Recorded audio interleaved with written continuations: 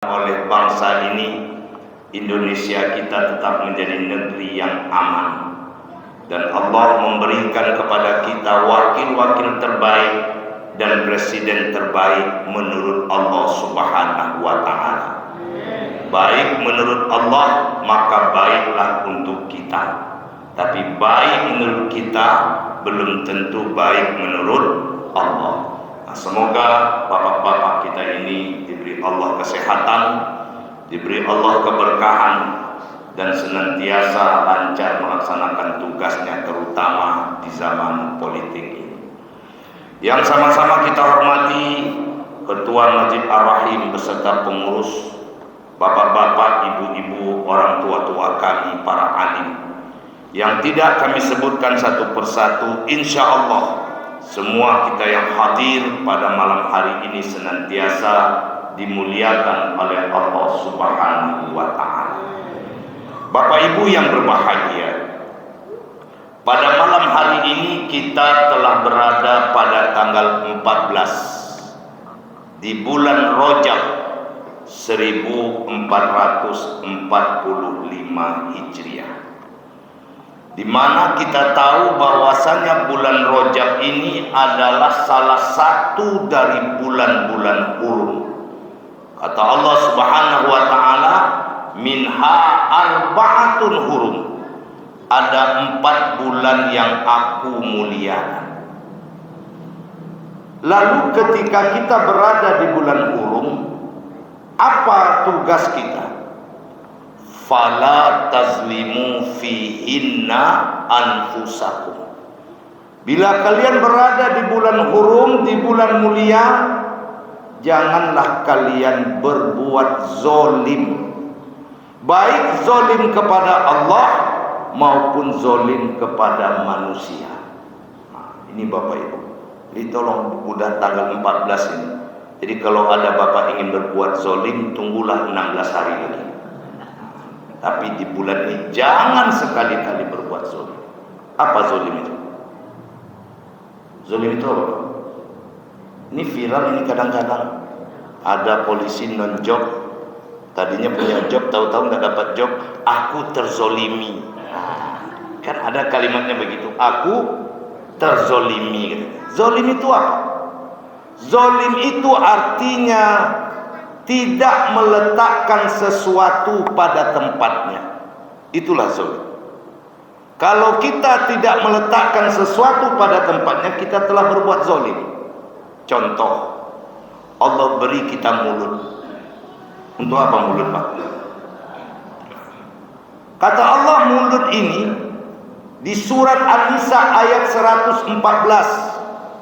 La khairan katsiran min najwahim illa man amara bisadaqatin aw ma'rufin aw islahim bainan nas.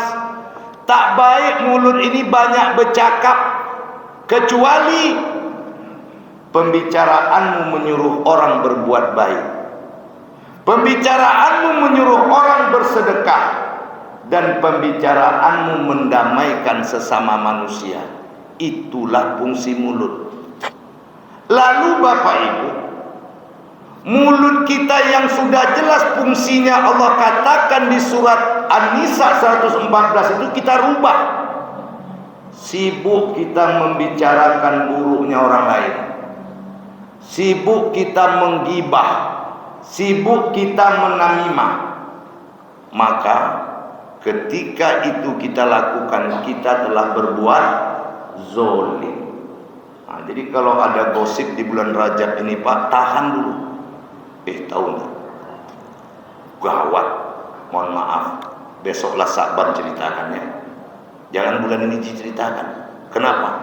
Di bulan ini tak boleh menceritakan orang. Itu dia.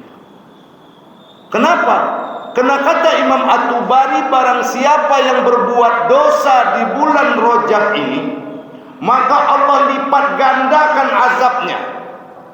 Sebaliknya, barang siapa yang berbuat amal soleh di bulan Rajab ini, Allah lipat gandakan pula pahalanya. Nah, berarti bulan ini bulan apa ini?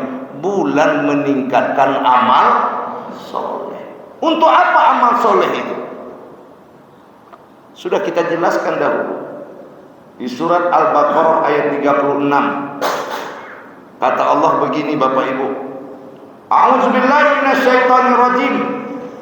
Walakum fil ardi mustaqarru wa mata'un ilahin.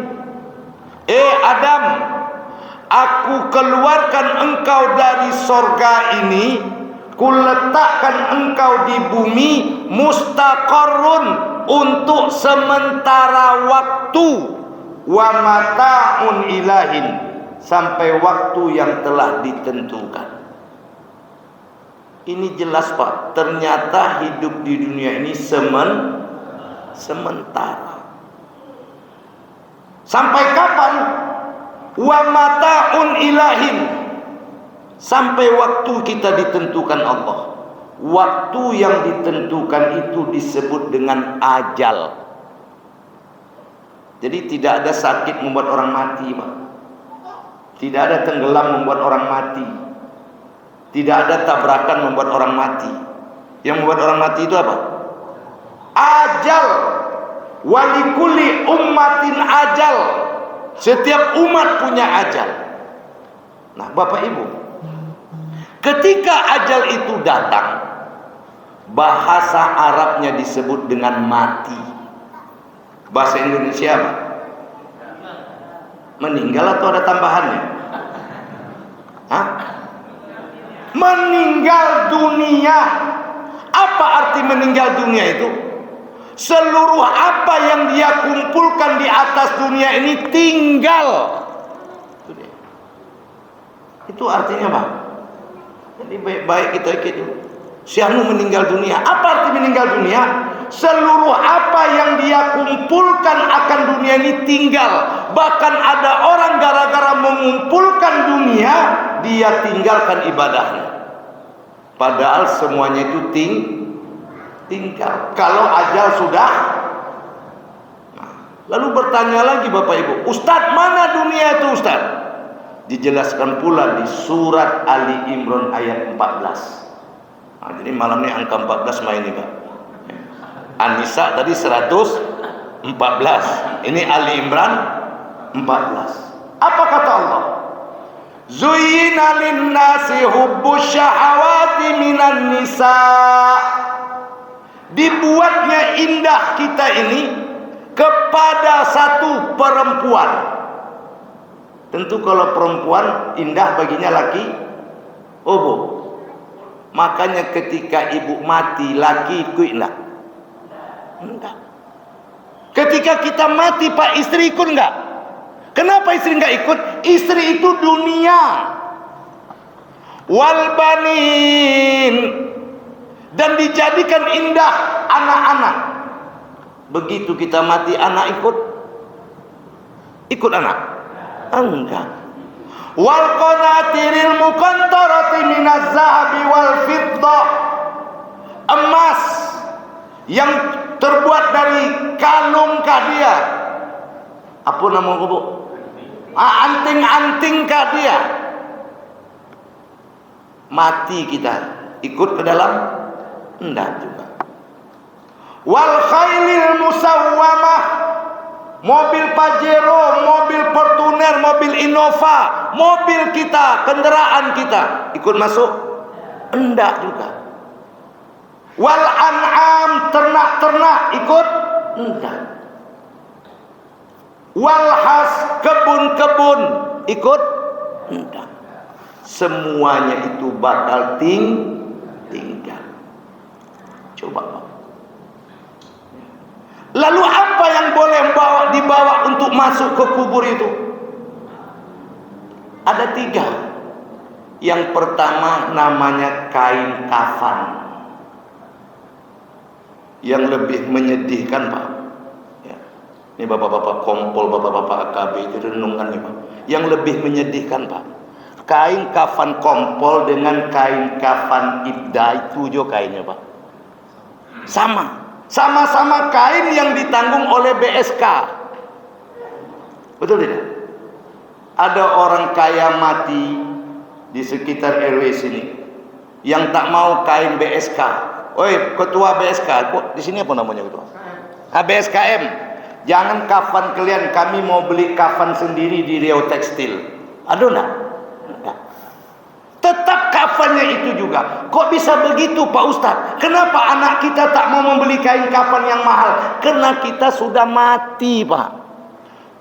Orang kalau sudah mati tak lagi disayang.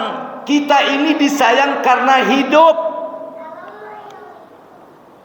Ya Pak. Kenapa Pak Ustadz? Karena orang kalau sudah mati tak ada bedanya. Satu nama dia melekat, mayat. Bapak hormat dengan jurnalis. Saya jurnalis, saya di luar Ustaz. Karena saya hidup, saya mati. Bapak memandikan saya. Apa Bapak katakan angkat Ustaz tuh kami mau mandikan lagi, atau angkat mayat tuh? Mayat. Bayangkan Pak. Kapolda mati. Lalu datanglah bapak-bapak mau mandikan Pak Kapolda tuh. Angkat Kapolda atau angkat mayat? Mayat juga Pak. Gubernur mati, mayat juga. Jadi kita ini punya nama karena hidup. Begitu mati selesai, semuanya bernama mayat. Itu makanya saya katakan Pak dalam tablik akbar saya, tengok kalian ayam saya. Ayam kan pernah protes sama Mah, kenapa kita ayam ini nama kita cuma 3? Anak ayam, induk ayam, apa ayam? Sementara manusia itu namanya banyak, detailnya banyak. Apa kata induk ayam? Sabar nak. Manusia itu namanya banyak, detailnya banyak, kena lagi hidup. Mati, nama mereka satu, mayat. Beda dengan kita ayam ini nak. Kita ayam ini memang nama kita waktu hidup tak banyak, tapi setelah mati nama kita ini banyak nak. Iya Bu. Apa Bu? Kalau di toko-toko jadi apanya? Ayam geprek, ayam penyet, dibagi santan, dimasukkan cabai, dikasih langkok-langkok, apa namanya? Ayam gulai. Coba. Nah, ini bahan renungan Pak. Jadi kalau gitu mana hebat Bapak do ayam? Itu dia Pak. Maka jangan pernah sekali-kali menyombongkan dunia ini. Sementara saja. Nah yang kedua yang boleh masuk ke kubur itu namanya iman. Dan yang ketiga yang boleh masuk ke kubur itu namanya amal soleh. Ini yang kita bahas. Nah maka di Rojab inilah tempatnya mengumpulkan amal soleh itu. Karena kata Ibnu Rajab Al-Hambali Bapak Ibu, Rojab ini bulan menanam, Sa'ban itu bulan menyiram, Ramadan nanti bulan memulai, memanen. Tak mungkin panenanmu akan banyak kalau kau tak pernah menanam di bulan Rajab. Mimpi Pak. Kemudian kata ulama kita apa? Rajab ini adalah pintu segala pintu-pintu kebaikan. Karena di belakang Rajab nanti Sa'ban, di belakang Sa'ban Ramadan, di belakang Ramadan itu Syawal, di belakang Syawal Zulqa'dah, dan di belakang Zulqa'dah puncak dari segala amalan Zulhijjah.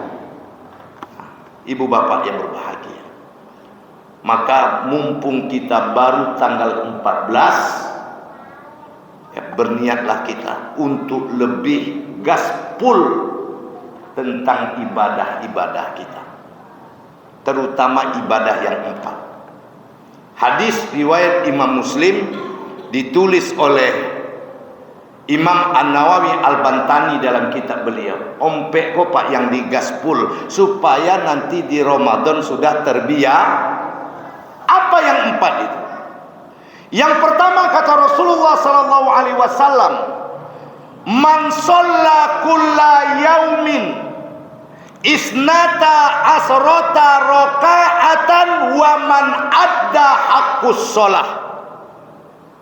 Barang siapa yang setiap hari melaksanakan 12 rakaat salat sunat, berapa? 12. maka dia telah dianggap ada hakus sholat, menunaikan hak-hak sholat itu. Ini harus kita gas itu. Mana yang 12 itu? Yang pertama 4 rakaat sebelum zuhur. Jadi kalau tadi mungkin masih 2 rakaat sholat zuhurnya, semalam masih 2 rakaat, besok Pak mesti 4. Kau bertanya kawan, kok banyak sembahyang kok gini? Rojab keboy itu. Ini cuma yang kita bawa. 4 rakaat sebelum zuhur. Kemudian 2 rakaat setelah zuhur. Berapa? 6. Kemudian 2 rakaat setelah maghrib. 8. 2 rakaat setelah isya. 10. Dan 2 rakaat sebelum subuh. 12. Khusus 2 rakaat sebelum subuh Bapak Ibu, walaupun subuh Bapak jam 8. Ya, subuhnya jam, ada orang sembahyang subuh jam 8, ada Pak, saat itunya terjago. Jangan kejarkan sholat subuh dulu, tapi tetaplah melaksanakan 2 rakaat sebelum subuh. Nah, datanglah kawan-kawan Pak. Ustaz, banyak mau nak kaji itu Ustaz. Ngapa? Dapetnya yang wajib alhamdulillah. Yang penting sholat. Ya Allah, kalau ada orang mengatakan yang penting sholat Pak, suruh belajar baik-baik. Bukan yang penting sholat, tetapi sholat itu bagaimana pentingnya? Dalam hadis Ibnu Abbas disampaikan oleh Mu'az bin Jabal, hadisnya panjang, tapi saya ambil 1 kalimat saja. Ketika iblis disuruh datang kepada Nabi Bapak Ibu, disuruh menanyakan sesuatu dan iblis mesti menjawab dengan jujur. Maka salah satu pertanyaan Nabi apa? Iblis, bagaimana perasaanmu melihat umatku sholat? Jadi kita sholat itu gimana perasaanmu? Kata iblis, wahai Muhammad, ketika aku melihat umatmu akan sholat, gemetar, panas badanku ini. Lalu Nabi bertanya, kok bisa panas badan kau? Kok bisa gemetar badan kau? Tahukah engkau Muhammad, ketika umatmu itu sholat, sujud pertamanya mengampuni dosanya, sujud kedua mengangkat derajatnya. Coba bayangkan. Siapa bilang sholat itu tak penting Pak? Ternyata sarana penghapusan dosa yang paling hebat. Itu makanya sebesar apapun dosa Bapak, sholat jangan tinggal Pak. Ya sedang main nampok Pak, Allahu Akbar, Allahu Akbar, waktu itu kartu Leo. Kemana kau? Arahin sebentar sembahyang. Yakin kau diterima tuh? Terima ndak terima beko lah. Yang penting dia sembahyang dulu. Kau jangan buka-buka kartu yo. Anda terima dan beko dok. Sedang berjudi kau tuh Solatlah dulu. Beko sambung balik. Boleh Pak? Boleh Pak. Kenapa? Oh Pak. Solat itu dalam agama kita ditandai dengan suara apa? Azan. Azan itu apa artinya? Telinga. Azan itu artinya telinga. Maka orang yang tak datang berarti tak punya. Datanglah bapak-bapak kompol ini lewat muka rumah Pak Kapolda, dipanggil juga Kapolda cuek apa, insya Allah dipindahkan ke Tembilahan Pak. Iya kan? Kapolda manggil bapak tak datang, insya Allah akan dimutasi ke Tambi. Marah enggak Kapolda? Marah. Ini bukan Kapolda yang menciptakan Kapolda. Manggil enggak datang awak. Itu berangnya Pak. Lah. Jadi itu Bu sedang gosip tuh Allah berolbat. Sabar Leo. Kamu sembahyang lu. Beko sambung nih. Dan 17 yang wajib itu kita tambah dengan 12 yang sunat itu Pak. Waman ada haqqos sholah. Di Rojab inilah kita mulai. Lah, 4 sebelum zuhur, 2 setelah zuhur, 2 setelah maghrib, 2 setelah isya, 2. Baik. Lah, jelas itu Pak. Lah, Yang kedua, man sama kullu sahrin, barang siapa yang berpuasa kullu sahrin, tiap bulan. Barang siapa yang berpuasa tiap bulan, salasata ayyam, selama 3 hari. Jadi tiap bulan itu dia puasa 3 hari, tiap bulan dia puasa 3 hari. Waman adda haqqos siyam, maka dia telah menunaikan hak puasa. Mana yang disebut dengan puasa 3 hari itu? Inilah yang kita kenal dengan puasa hari-hari putih, atau dalam istilah fikihnya yaumul bid.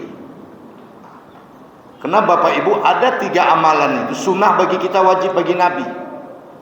Mana yang wajib bagi Nabi? Duha wajib bagi Nabi. Witir sebelum tidur itu wajib bagi Nabi. Puasa 3 hari setiap bulan wajib bagi Nabi. Kepada kita sunnah. Nah, makanya Bapak Ibu, kalau Bapak Ibu tadi ada puasa hari Kamis tadi, besok pagi sambung Pak, karena besok tanggal 14. Sabtu sambung, kena tanggal 15. Jadi puasa Jumat, Kamis, Jumat, Sabtu. Berapa nilainya? 1 hari itu dianggap 10 hari. Berarti kalau kita puasa 3 hari setiap bulan, dianggap puasa selama 1 bulan. Tiap bulan kita lakukan berarti puasa selama 1. Nah, itu dia Pak. Tapi kenapa kok di Rojab Pak Ustadz? Tadi sudah saya katakan Rojab bulan menanam Pak. Orang yang tak ada puasa di bulan Rojab, tak ada puasa di bulan Sa'ban, tahu-tahu puasa tanggal 1 Ramadan, insya Allah kualitasnya beda dengan awak yang puasa dari Rojab kok Pak. Orang yang tiba-tiba puasa 1 Ramadan, itu tanggal 1 itu bentuk ayam saki itu Pak. Ngapa Bang? Melawan. Kenapa? Tak pernah nggak pernah menanam. Nah, ibu bapak yang berbahagia, sampai ada yang bertanya dengan saya, kalau begitu Pak Ustadz, mana bagus Senin Kamis dari Yaumul Bid? Bagus Yaumul Bid. Kenapa? Karena Yaumul Bid itu wajib bagi Nabi. Dan Nabi juga mengatakan, barang siapa yang berpuasa setiap bulan salasata ayyam 3 hari. Nah, ibu bapak yang berbahagia, maka disinilah disebut Rojab ini memperbanyak puasa sunat. Lah, 2. Yang ketiga. Yang ketiga ini Bapak Ibu perlu konsentrasi penuh ini. Man qara'a, barang siapa yang membaca kulla yaumin, setiap hari, mi'atun ayah, 100 ayat dari Al-Quran. Waman hadda aqqiroroh, berarti dia telah menunaikan hak Al-Quran. Jadi kita disuruh membaca 100 ayat setiap hari. Onde Pak Ustadz, banyak Ustadz. Kalau saya baca dari Al-Baqarah ini habis sampai halaman 20 baru 100 ayat, kacau. Pak Bu, itulah gunanya kita hadir di Majelis Taklim ini. Makna 100 ayat ini adalah, yang pertama dikatakan para ulama, hak Quran itu membaca ayat-ayat munjiat. Nah, jadi ada Quran ini namanya ayat-ayat Apa itu ayat-ayat munjiat? Ayat-ayat keselamatan. Berapa banyak dia? 7. 1 surat Sajadah. Kau dingin kau Pak. Nah, 2 surat Yasin. Ya, ingat Pak, dia 7. Pokok saya pada PPK boleh pulang. Ya. 3 Fussilat. Apa? Fussilat. 4 Ad-Dukhan. 5 Al-Hasar. 6 Al-Waqi'ah. 7 Al-Muluk. Nah, ini namanya ayat-ayat munjiat, ayat-ayat keselamatan. Inilah yang harus kita baca 100 ayat setiap hari itu.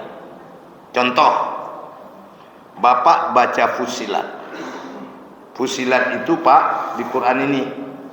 Tapi kalau Quran lama namanya Hamim Sajadah. Tapi nomornya tetap nomor 41. Ya. Kalau Pak tengok Quran apa enggak ada surat Fussilat tu. Kata Ustaz tu Fussilat. Fussilat itu nama lainnya Hamim. Bapak baca surat Fussilat. Berapa ayat Fussilat itu? Fussilat itu kalau saya tak salah jumlah ayatnya 54. Nah, lalu Bapak baca Ad-Dukhan. Ad-Dukhan itu jumlah ayatnya 58. 5 ompek tambah 58 sampai enggak 100? Lebih. Cukup tuh. Ya. Dan ini luar biasa, Pak. Ya. Ya. Saya kan selama ini acuh saya dengan ayat-ayat munjiat itu, Pak. Cuman saya penasaran, ya. Karena kan para penceramah itu zikirnya kan bukan subhanallah subhanallah, Pak. Zikir penceramah itu membaca. Zikir imam baru subhanallah subhanallah. Zikir orang kayo sedekah. Nah, itu dia. Jadi zikir pencari ilmu membaca. Ingat tu Pak. Zikir ahli ibadah tunyo subhanallah subhanallah subhanallah alhamdulillah. Zikir orang kayo sedekah.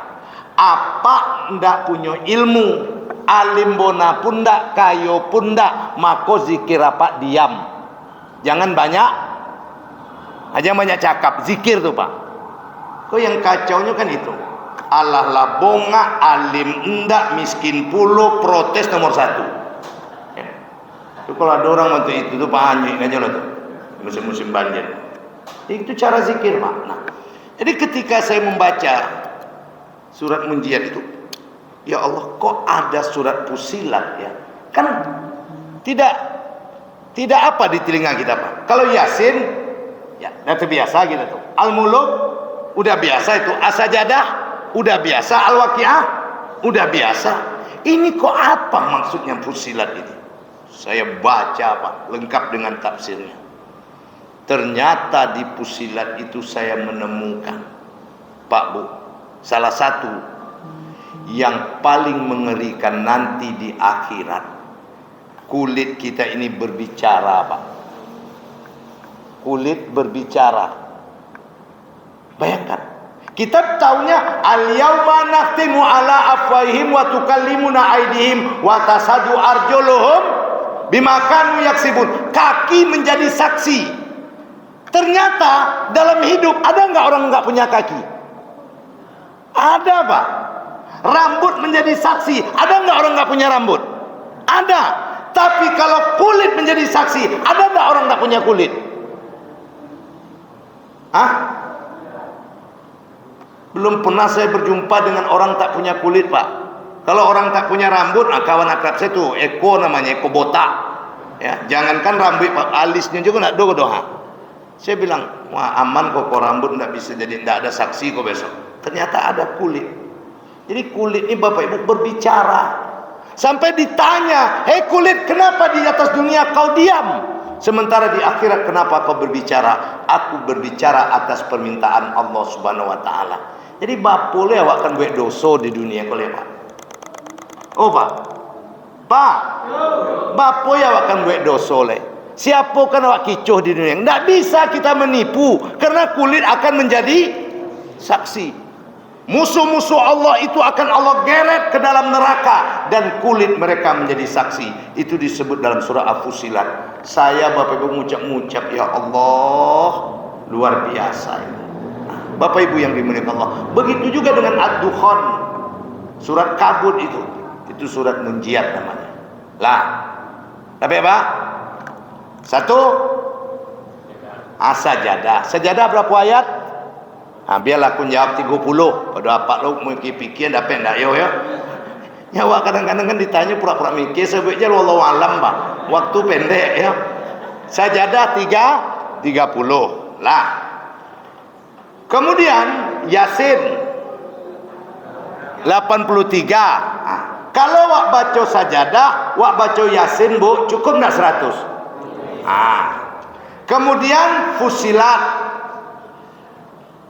Fusilat tadi kalau saya tak salah, ini kalau tak salah, ya kalau salah biar imam menyebut 5 ompek. Ad-Dukhan 58 ayat. Ya. Enggak panjang Pak, dia ayatnya pendek-pendek. Ya, tapi kalau kita baca Al-Baqarah 1 ayat panjang itu. Nah, kemudian yang kelima Al-Hasr. Al-Hasr ini 24 ayat. Pada umumnya Bu, ini dikawankan dengan Al-Waqiah. Al-Waqiah itu 96 ayat. Maka supaya cukup 100, cukup engkau membaca awal dari surat Al-Hasr. Nah, berarti berapa ayat awal Al-Hasr itu? 4 ayat. Nah, lah. Dan yang berikutnya surat Al-Muluk. Pada umumnya Al-Muluk ini kawannya apa Pak? Yasin. Iya kan? Oh Pak. Orang tua-tua dulu tak ada dia pakai tetet di waktu itu. Gimana orang tua dulu menentukan masuknya waktu Isya? Dibaconya Yasin sepaliang, dibaconya surah Al-Muluk sepaliang. Lah azan lah katanya. Dan ternyata benar. Bapak boleh tes nanti. Maghrib besok ada pengajian di masjid, Bapak baca Yasin. Kemudian Bapak bacalah Al-Muluk yang 30 ayat itu. Yasin 83, Al-Muluk 30. Berarti kan lengkap 100. Pas selesai baca Al-Muluk, selesai pula waktu maghrib Isya masuk. Begitu canggihnya orang tua dulu tuh Pak. Lah, bacalah itu Pak. Nah, setelah kita membaca 7 ayat-ayat munjiat ini, baru kita tunaikan hak Al-Quran berikutnya. Apa itu? Baru kita membaca dari Al-Fatihah, Al-Baqarah, Ali Imran. Terus, sehingga nanti di Ramadan lah separuh wak baca. Maka insya Allah tamatlah kita di bulan Bapak Ibu jangan bermimpi Pak. Kami mulai dari Ramadan ya Ustaz. Pokok tanggal 1 Ramadan saya mulai dari surat Al-Baqarah. Saya udah tahu teorinya kok.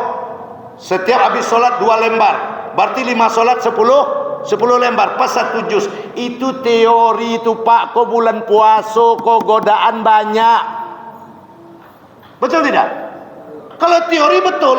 Tapi apa mungkin habis asar kita baca Quran 2 lembar, sementara habis asar itu perut semakin keroncongan, otak kita sudah ke pasar. Bapak kan mengaji oleh. Habis maghrib, apa mungkin kita mengaji?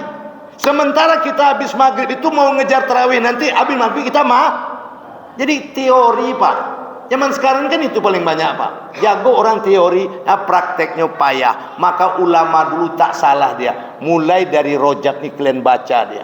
Sehingga nanti di Ramadan kalian tinggal meneruskannya saja. Lah Pak. Ulang balik. 1. Sajadah. Yasin. Fusilat. Ad-Dukhan. Al-Hasr, Al-Waqiah, itu namanya ayat-ayat munjiat. Dan itu juga ayat-ayat ruqyah. Jadi Pak Kompol di mana tuh ada nampak orang sawan kan? Apa kan dibuat kok? Bacakanlah, carilah salah satu dari 7 surat itu. Insyaallah selesai. Ya. Itu juga disebut dengan ayat-ayat ruqyah. Lah. 3. Jadi apa yang kita perbanyak Bu? Sholat 12 rakaat, puasa 3 hari setiap bulan, baca ayat-ayat munjiat. Ya, 100 ayat. Terakhir, Rasulullah menjelaskan, "Wa man tasaddaqa yaumul jum'ah."